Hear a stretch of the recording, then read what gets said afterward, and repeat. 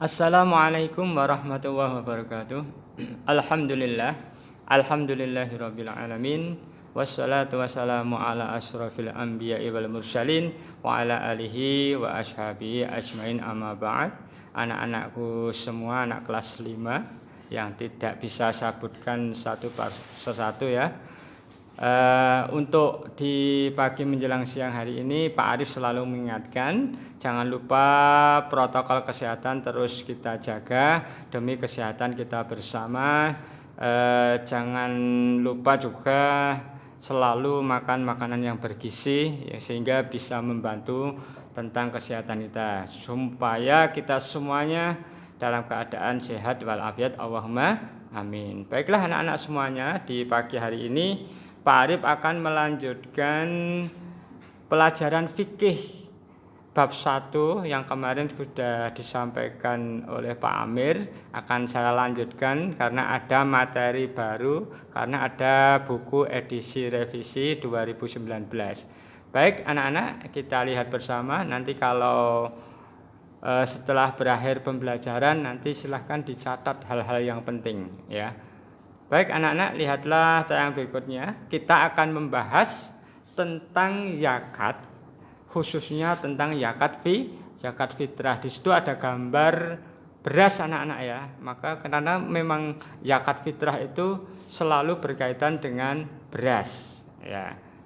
Karena hidup kita adalah di Indonesia yang makanan pokok setiap hari kita adalah beras. Baiklah anak-anak, kita lihat tayangan berikutnya. Zakat fitrah pengertiannya adalah zakat yang wajib dikeluarkan oleh setiap orang Islam, baik laki-laki maupun perempuan, baik tua maupun muda, untuk dirinya sendiri dan orang Islam yang wajib ia nafkahi dengan cara mengeluarkan bahan makanan pokok sesuai kadar yang telah ditentukan oleh syariat Islam ya. Nanti coba dicermati lagi. Berikutnya anak-anak, syarat wajibnya zakat fitrah itu apa? Di sini disebutkan ada 3 ya. Yang pertama Islam, karena yang bukan Islam itu sudah tidak ada kewajiban untuk zakat, apalagi zakat fitrah ya, harus Islam. Yang kedua, mempunyai harta lebih ya untuk keperluan makan minum bagi dirinya sendiri dan tanggungan pada malam hari dan siang hari di siang hari raya ya anak-anak. Jadi masih punya simpenan ya, itu sudah wajib untuk berzakat fitrah. Kemudian yang ketiga, hidup pada akhir Ramadan. Jadi ketika kamu puasa terakhir itu ya, di bulan Ramadan itu masih hidup dan sampai setelah maghrib itu sudah menginjak 1 Syawal ya, itu kamu kok masih hidup ya, atau mungkin ada bayi yang lahir sebelum terbenam matahari akhir Ramadan dan meninggal dunia setelah terbit matahari, wajib zakat fitrah. Jadi intinya menjumpai akhir bulan Ramadan dan awal bulan Syawal itu sudah terkena zakat fitrah anak-anak ya. Coba lihat tayangan berikutnya. Nah, ini karena setiap hari kita makannya beras, maka ukuran zakat fitrah di sekitar kita adalah dengan beras. Zakat fitrah di era dulu atau di buku pelajaran yang dulu itu ukurannya 2,5 kg anak-anak. Tapi sekarang Majelis Ulama Indonesia ini merevisi atau mengkaji ulang dengan ilmu fikihnya. Ini untuk yang akhir-akhir ini ditetapkan bahwa zakat fitrah itu 2,7 kg. Tapi ini juga kembali ke keyakinan ya anak-anak ya. Kalau dibuat liter, kalau yang 2,5 kilo itu 3,1 liter. Kalau yang sesuai tayangan saya ini 2,7 kg itu kalau dibuat liter 3,5 liter. Kalau diuangkan ya, kalau kita membeli beras seharga itu dengan uang sekitar Rp50.000. Begitu anak-anak ya. Baik, lihat berikutnya. Kemudian hukumnya zakat fitrah itu apa? Zakat fitrah itu hukumnya fardhu ain. Fardhu ain itu nama lain wajib. Ya. Jadi zakat fitrah itu hukumnya fardhu ain atau wajib. Wajib bagi siapa? Wajib bagi setiap umat Islam, baik laki maupun perempuan, baik tua atau muda, dan termasuk anak yang baru dilahirkan ibunya. Nah, begitu anak-anak ya, hukumnya wajib. Kemudian siapa yang berhak menerima zakat? Nah, ini ada contoh banyak sekali ya, dicontohkan dalam coretan gambar ini ya. Ada 8 asnaf. 8 asnaf. Asnaf itu golongan. Ada 8 golongan yang berhak menerima zakat. Di antaranya yang pertama kali adalah fakir. Ya, fakir itu orang yang tidak punya pekerjaan ya, karena sudah tua ya. Kemudian yang kedua itu miskin. Ya, miskin, jadi setiap hari bekerja tapi penghasilan setiap harinya selalu kurang dan kurang. Kemudian yang berhak menerima ketiga adalah amil.